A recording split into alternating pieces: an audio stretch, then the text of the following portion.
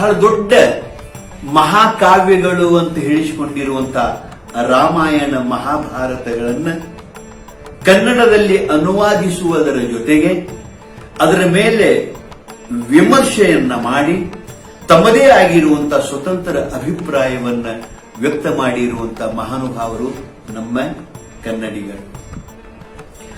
ಅನುಭಾವ ಸಾಹಿತ್ಯವನ್ನು ಬಹಳಷ್ಟು ಕೊಟ್ಟಿದ್ದಾರೆ.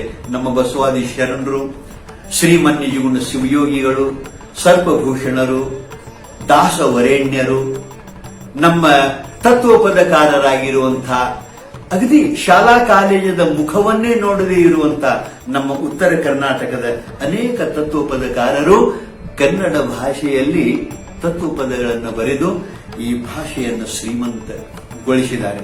ಹಾಗಾಗಿ ಇಂಥ ಕನ್ನಡ ಭಾಷೆಯ ಕಂಪನ್ನು ಎಲ್ಲರಿಗೂ ಮುಟ್ಟಿಸುವಲ್ಲಿ, ನಾಡಿನ ಉದ್ದಗಲಕ್ಕೂ ಈ ಕಂಪನ್ನ ಪಸರಿಸುವಲ್ಲಿ ನಮ್ಮ ಯುವಕರು, ಯುವ ಸಮೂಹದವರು ಬಹಳ ಪ್ರಯತ್ನ ಮಾಡ್ತಾ ಇದ್ದಾರೆ.